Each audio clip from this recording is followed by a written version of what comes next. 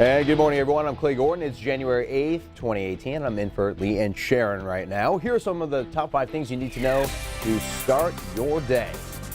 Portland police investigating a suspicious death on Dorothy Street. Police say there was only one victim, but have not released any names. An attack in Phippsburg has left one person beaten, another stabbed. Authorities report that the attacker is the victim's son, James Bowker, he was arrested and taken to Two Bridges Regional Jail. Police are asking for your help finding a Dover Foxcroft man with a history of dementia. John Ferguson has been missing from his home on Larrabee Farm Road since yesterday. Anyone who thinks they've seen Ferguson is asked to contact Dover Foxcroft Police. Fallout continues from Fire and Fury, a recently released book about the Trump presidency. Former White House strategist Steve Bannon is backtracking on comments he made in the book. And in the South Pacific, a volcano that was thought to be dormant has erupted, forcing the evacuation of some 500 residents. There are fears the eruption could become explosive. Now, those are the 5 things you need to know to start off your day. We'll have more details ahead. But first, let's get a quick check of the weather this morning with Todd Gutner. Hey, Todd, how are you this morning? Clay, good morning to you. Doing well. Monday morning, back at it after a really cold weekend. I've got some good news for a change. Looks like we're going to start warming things up over the next few days. So let's start out by looking at the temperatures, which are still cold, but they're not even close to what they were over the weekend. In fact, these temps here are similar to yesterday afternoon's highs. You can see it's 12 in Bangor and 14 in Portland. Now, as the milder air arrives, it is kicking off some snow showers. We had a little burst move through last night. Pretty quiet right now, lingering flake along the down east coastline. But there's more action to the west as even warmer air back here will begin to work in. We'll get into some more periods of snow as the day progresses. Cloudy, cold, and quiet this morning. But heads up, with that fresh snow coating, it's going to be slippery in spots, areas that are untreated. Middle of the day, snow showers return. They'll be scattered around. We'll have a southwest breeze, so temperatures begin to rise, and they'll clear 20 degrees for the first time since last Thursday. And then this evening, look at this. The snow really fills in, especially up north. It's going to be slow on most roadways this evening with a gusty but milder southwest wind. So here's a look at the snowfall expected today into the evening. Obviously up north, quite a few inches, 3 to 5. Most see 1 to 3, except across the far south where it'll be closer to 1 inch. Cloudy and cold to start, 15 degrees. Snow showers as temps rise during the middle of the day, mid-20s. And snowy for most this evening, breezy, and temperatures in the upper 20s. Going warmer from there, and Clay will see 40s at some point this week. I'll let you know when coming up. I know, I'm skipping past the snow right to the 40 degrees. I think we all are at this point. I know. Yeah. All right, Todd, thanks. We'll check back in with you shortly. Well, in the news today, Portland police investigating a death inside a residence on Dorothy Street that they believe is suspicious. Police responding to the single-family home on Dorothy Street in Portland around 10 o'clock last night. They say there is no threat to the public at this time. They said there was only one victim, but could not say how many people were in the home at the time of the death, nor if the people involved knew each other. Lieutenant Bob Martin says no one has been arrested at this time, but that they are interviewing people in relation to the death. Police are working with the medical examiner's office to determine the cause and manner of death, and they expect to release more information around 9 o'clock this morning. A man and woman were attacked, one of them stabbed in their Phippsburg home. According to police, Mary Bowker of Bowker Road was severely beaten on Saturday evening. A man described as her male companion, David McDonald, was stabbed multiple times. Authorities have reported their attacker as Bowker's older adult son, James Bowker. He was arrested and taken to Two Bridges Regional Jail. The victims of the attack were taken to Maine Medical Center because of the severity of their injuries. Police say they're still trying to figure out what led to the attack.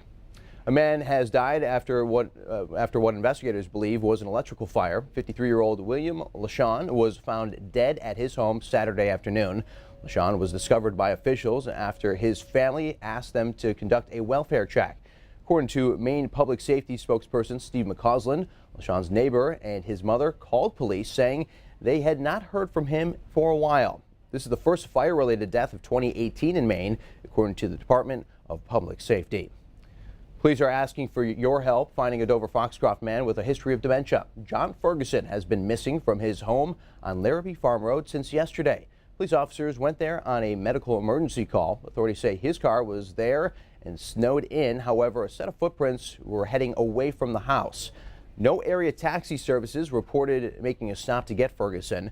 Ferguson is described as having a somewhat disheveled appearance. He's 6'3" and 150 pounds. There's a picture that the police have provided, but it is dated. It is on our website. Police say he has a gray beard now and he may be wearing glasses. Anyone who thinks they've seen Ferguson is asked to contact Dover Foxcroft Police. The Cinemagic movie theater in Saco was evacuated yesterday afternoon after a sprinkler pipe burst. The pipe was located in the theater's entryway. When it broke, the building's fire alarm system was activated. People at the theater had to get out and the building was closed. The theater is now back open. The Arctic blast following last week's snowstorm has left a lot of excess snow and ice sitting on roads, sidewalks, and roofs. On Saturday, an awning collapsed at the Discount Mattress and Furniture Store in the Airport Mall in Bangor. The cause? Excess ice. Roofing companies have been working around the clock to keep up with demand for services. Greg and Walter Davis have owned Maine Roofing Company for over 25 years and say in the last month they've done as much as work as they usually do over the course of a winter season. They say rising temps this week could create more problems with excess water under roofs. They also say there are ways that you can prepare. When the weather changes and it warms up, that's when the water will come and it'll start causing problems. Every time it snows, if people have a way to do it, means to do it, to take the first 3 or 4 feet off the edge of the roof. That way that'll keep the ice and water from backing up. And as you just heard Greg and Walter say, scraping 4 to 5 inches of snow at a time off the end of your roof after a storm will help prevent ice jams and any excess water from causing damage. In sports news, the Patriots will play the Tennessee Titans in the AFC divisional game this coming Saturday. We're sending a crew to Foxborough for the occasion, and we need your help.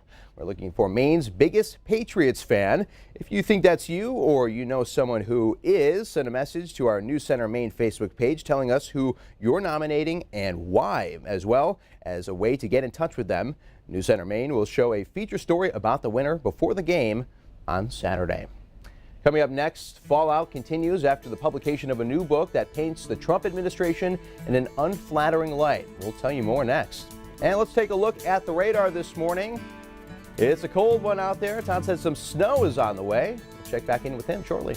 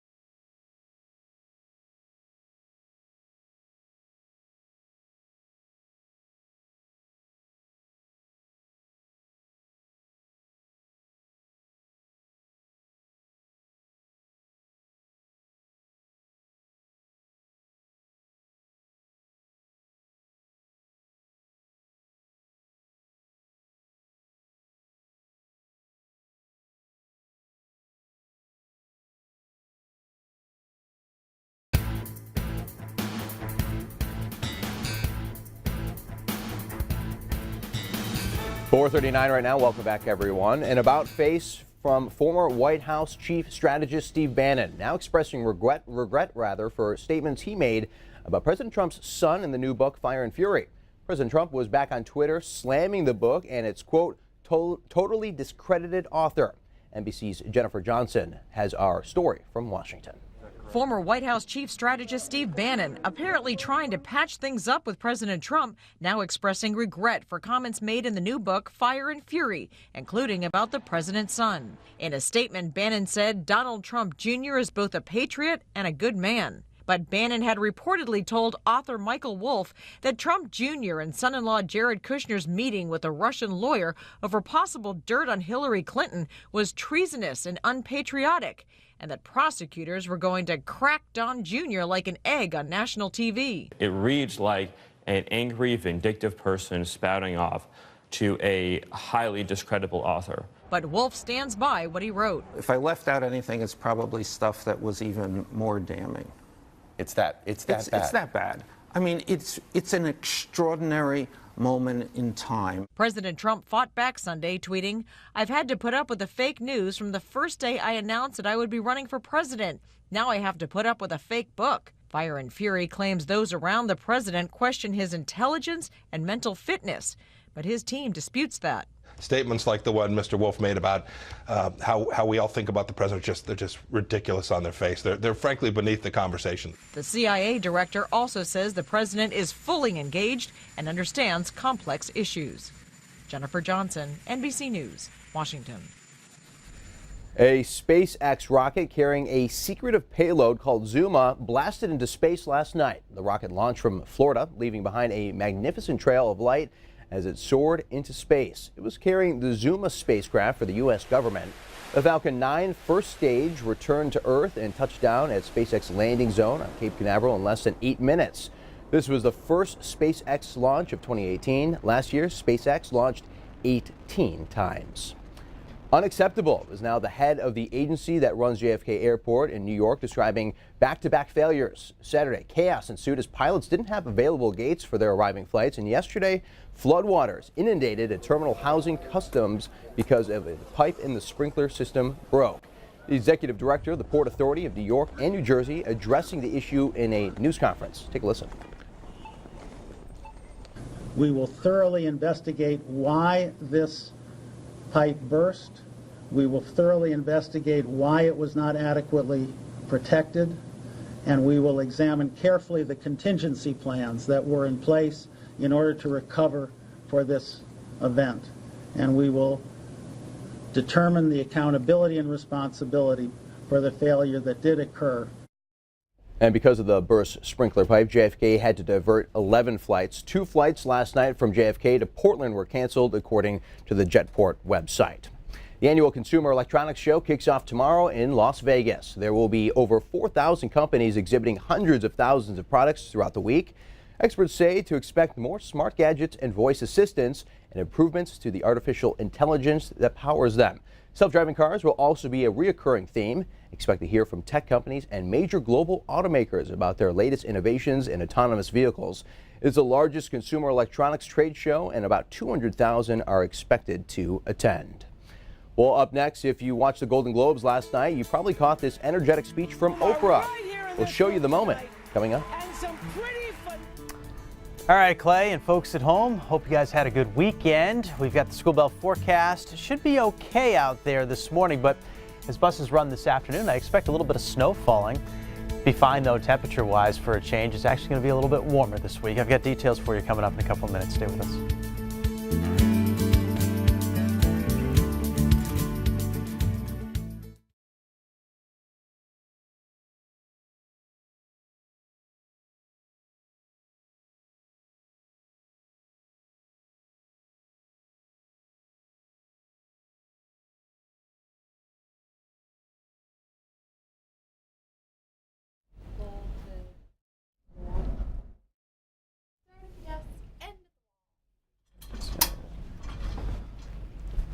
Are those steel toe shoes?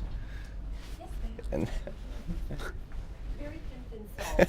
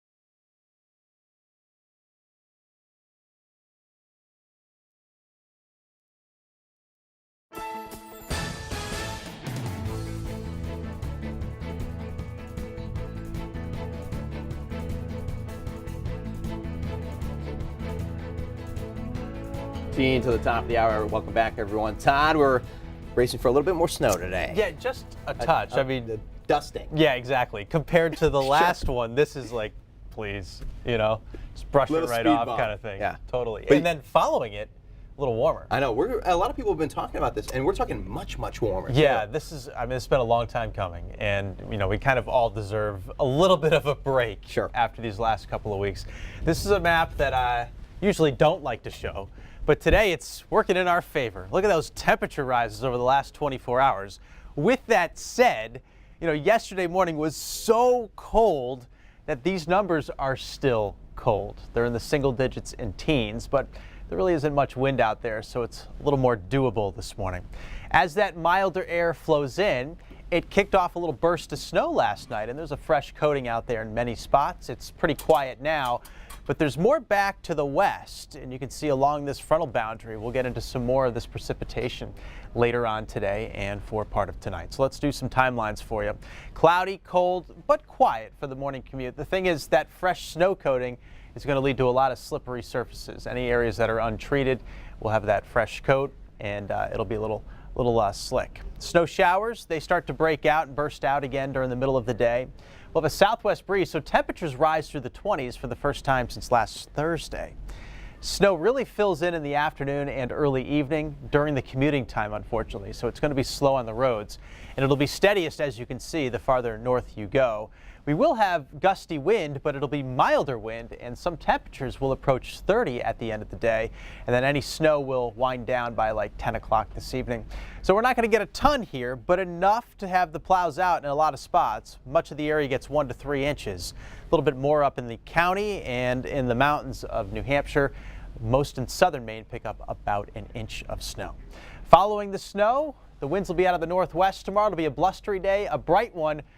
But for the first time in 15 days, we clear 32. How about that? Might see a little melting tomorrow afternoon. And then on Wednesday, nice and quiet, beautiful winter day with light wind and a high near 30, and even warmer temperatures on the way for the end of the week. In fact, Thursday and Friday, we should be hitting the 40s, and that means we're looking at region-wide rain. That's kind of unfortunate for the mountains. We're going to get wet up there. But on Friday night, it looks like some cold air is going to bleed south. And there's going to be a huge battle between cold and warm Friday night and Saturday. And I think the cold is actually going to win out to some extent. We're going to have to watch really closely here. Saturday could be an icy, snowy day.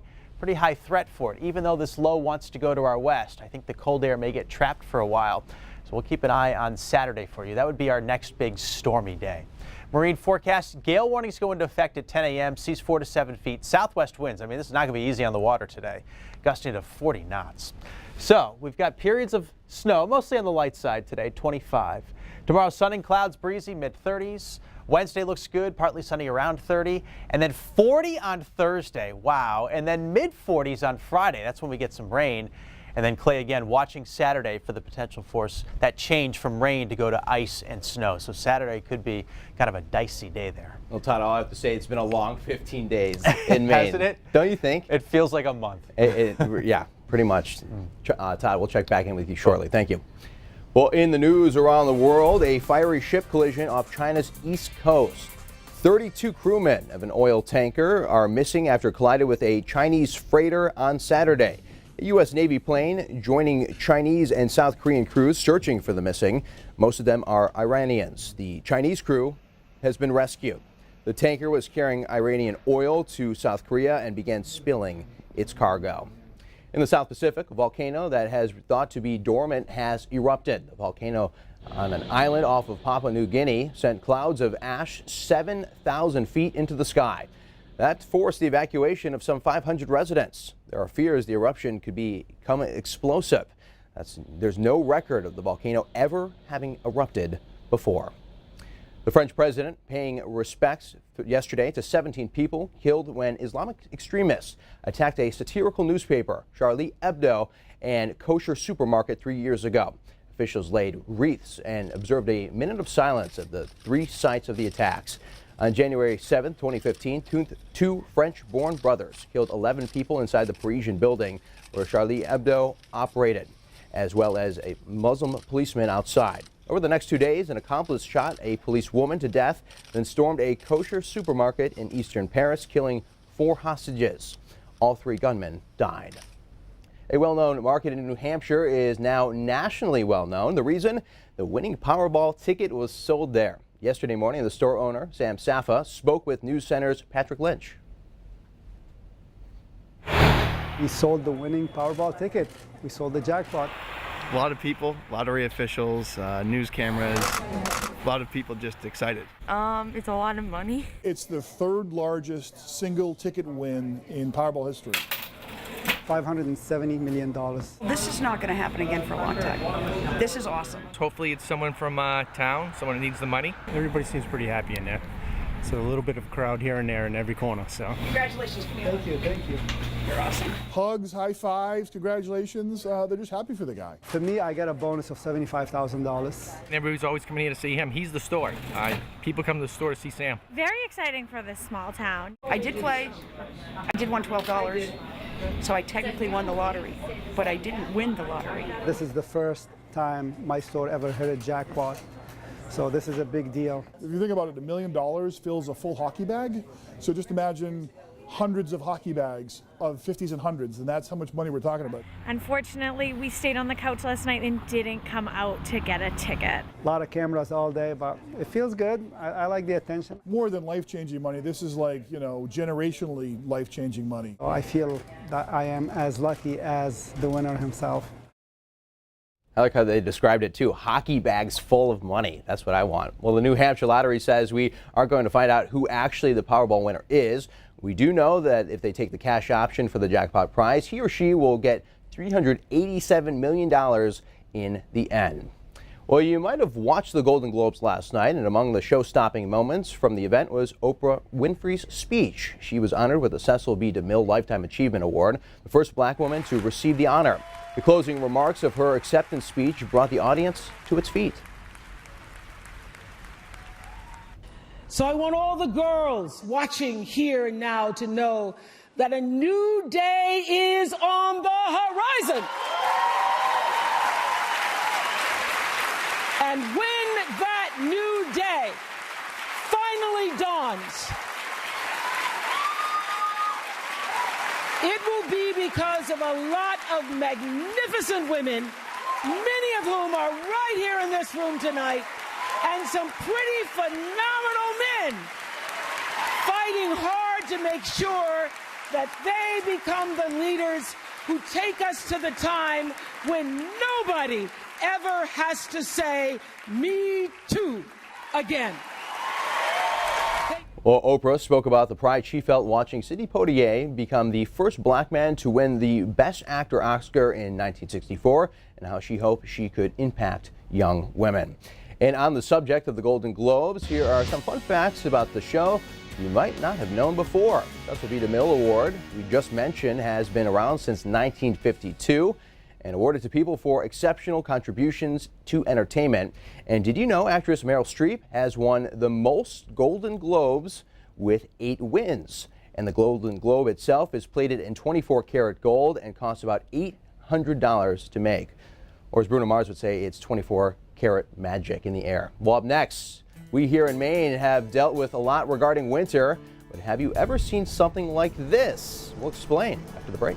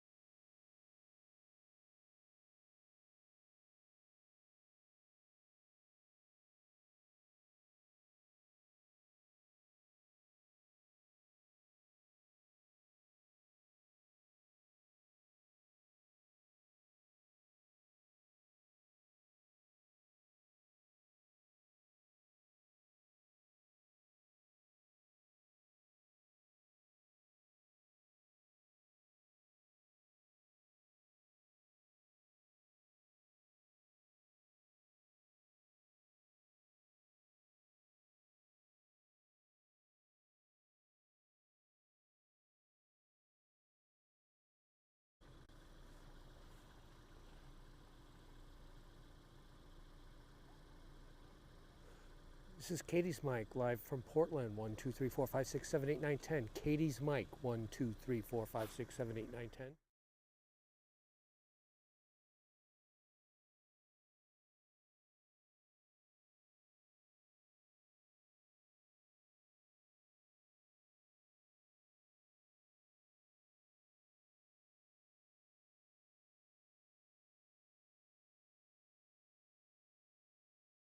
Welcome back, everyone. Coming up on the morning report, President Trump had a tumultuous start to 2018. We'll give you the details. Stay tuned for that and more local news and weather after this.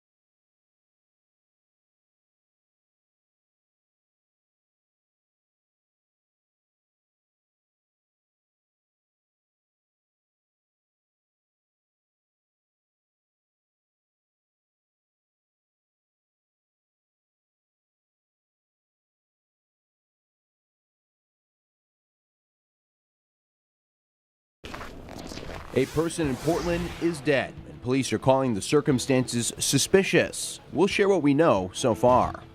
The pipe had frozen, so this appears to be directly weather related. A frozen pipe causing a travel nightmare for passengers at one of the country's busiest airports. I mean, it's an extraordinary moment in time. And President Trump is back in the White House today after a weekend spent blasting an unflattering new book that raises questions about his fitness for office.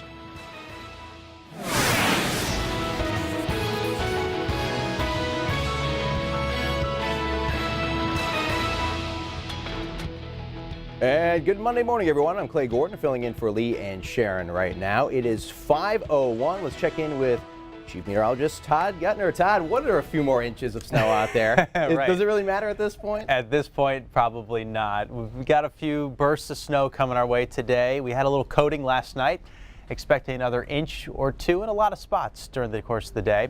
It's actually warmer air coming in. It doesn't really look like it, but these numbers look a lot better than they did over the weekend, so you know the atmosphere is getting a little warmer. It's 11 in Bangor and 15 in Portland. There goes the little snow that came through last night. Actually a quiet morning drive, and then as we get into the afternoon, we'll start to see some more of this stuff work in. This is all some warmer air, so this week will be much warmer than it has been recently, so there's some good news. Cloudy, cold, quiet, but heads up from that fresh snow, there'll be some slippery spots, fresh coatings out there. Middle of the day, snow showers reemerge around the area. Southwest breeze picks up. Temperatures clear 20. That'll feel good. As we get to the afternoon and evening, the snow really expands and fills in, especially across the north. It's going to be a slow evening drive on the roads and gusty winds out there, but it'll be on the milder side around 30. Snow showers come to an end this evening. 1 to 3 inches for most during the course of the day, and tonight a little bit more up in Aroostook County and also in the mountains, and it looks like around an inch or so for the greater Portland area and down through York County. Here's today's planner: cloudy and cold 15, snow showers as temperatures rise, middle of the day mid-20s, and snowy for most this evening during the commute. It'll be breezy and temps in the upper 20s. Clay, guess what? We might actually hit 40 degrees this week. I really can't believe it. I know. It's been so long since we've seen some slightly warmer temperatures Absolutely. out there. So we're going to thaw out a little bit. I'll have some details for you coming up. Excellent, Todd. Thanks. Yeah.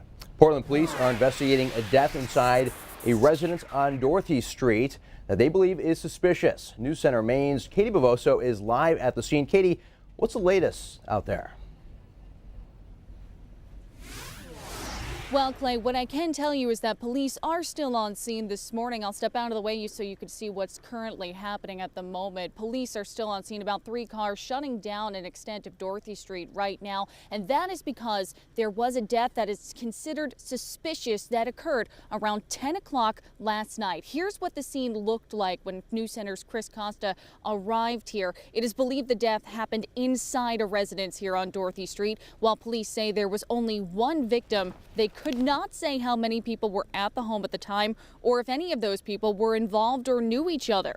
Lieutenant Bob Martin said no one has been arrested at this time, but they are currently interviewing people in relation to this suspicious death. Police are working with the medical examiner's office to determine the exact cause and manner of this death. They expect to release more information sometime as early as 9 o'clock this morning. Now, Clay, the biggest thing about this death is that there is no threat to the public at this time. Police want to make sure they stress that this seems to be an isolated incident. We are still waiting to find out who exactly the deceased is. And of course, again, we are waiting to find out what happened. Live in Portland for News Center Maine, I'm Katie Bavoso. Clay, back to you. Katie, thank you so much for that live report. In other top local news stories right now, a man from Pittsburgh will make his first court appearance today for allegedly assaulting his mother and stabbing her male companion. Police say James Bowker severely beat his mother, Mary Bowker, Saturday night in her home on Bowker Road, then stabbed her companion, David McDonald, several times. He was arrested later in the evening. Both victims are in the hospital this morning. Mary Bowker with critical injuries and David McDonald with serious injuries.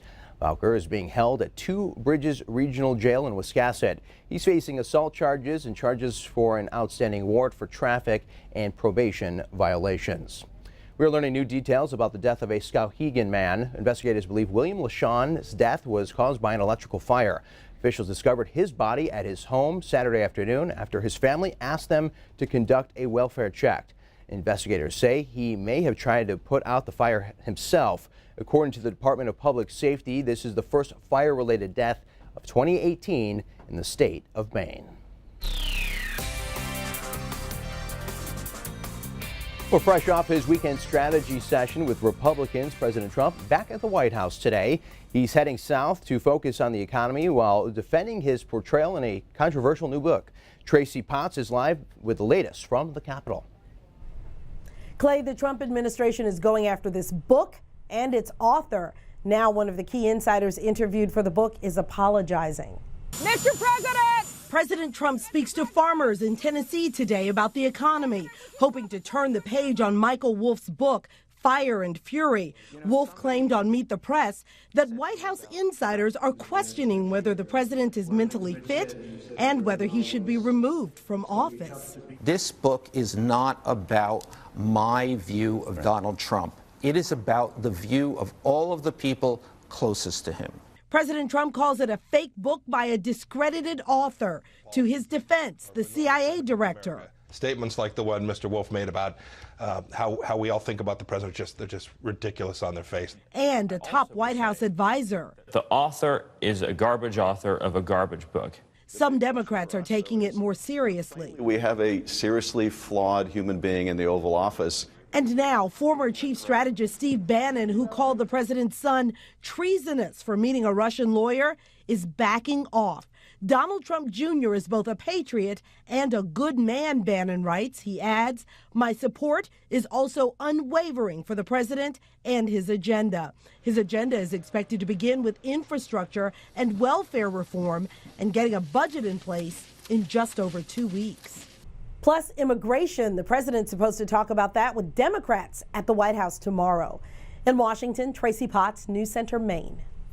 In international news, Iran's Revolutionary Guard is pointing blame on the United States and other groups for the anti-government protests that erupted last month. In a statement on its website, the Guard blaming the unrest on the United States, Israel, and Saudi Arabia. They also blamed an exiled opposition group and supporters of the monarchy that was overthrown in the 1979 Islamic Revolution. Price hikes sparked protests in a number of cities and towns in late December. At least 21 people have been killed in various clashes since. The protests, which vented anger at high unemployment and official corruption, were the largest seen in Iran since the disputed 2009 presidential election. A travel nightmare for people flying through one busy U.S. airport as a terminal is flooded. We'll share what happened next.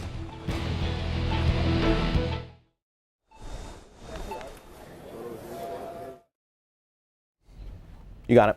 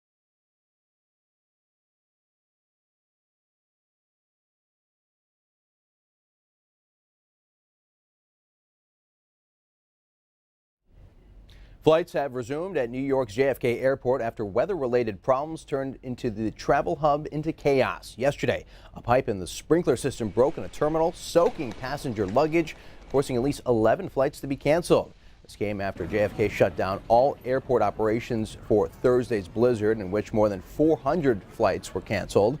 Mainers were also affected by these cancellations. A few flights from JFK to Portland were canceled yesterday.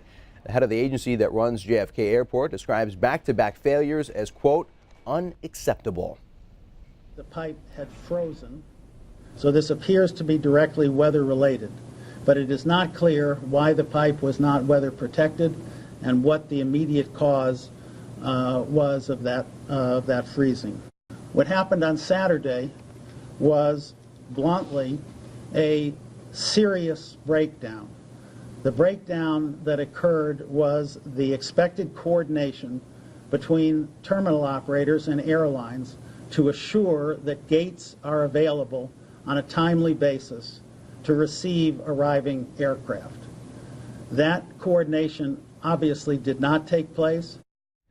Cotton also promising an investigation into the flooding and added delays could last a few more days. Well, JFK wasn't the only place where the cold weather was causing problems around the country. Check this out. A broken sprinkler system put part of a Chicago building on ice.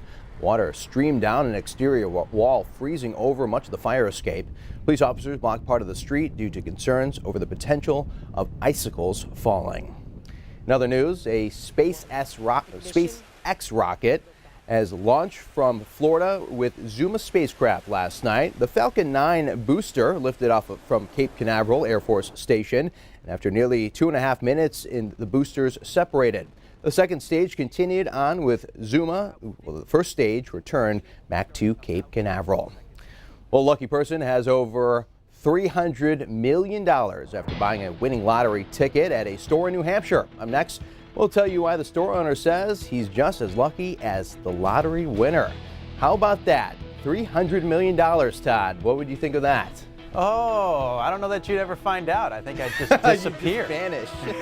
All right, everyone, good morning. This is the School Bell forecast. A little snow fell last night, so there'll be some slippery spots heading to the bus stop, getting the kids to school, and also some slippery ones after school with some more little rounds of snow. Details on how much we see and a warm-up this week, too, coming up.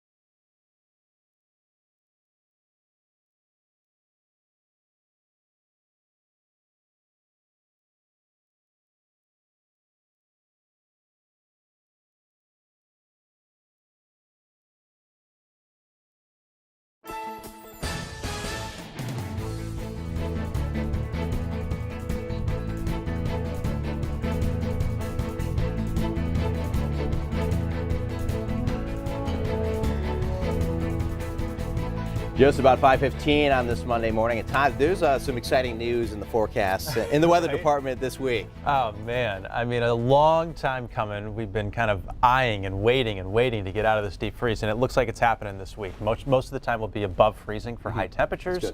Not too many large storms this week, although a little snow today could slow you down at times. This is a nice map to see. I like the colors, you know.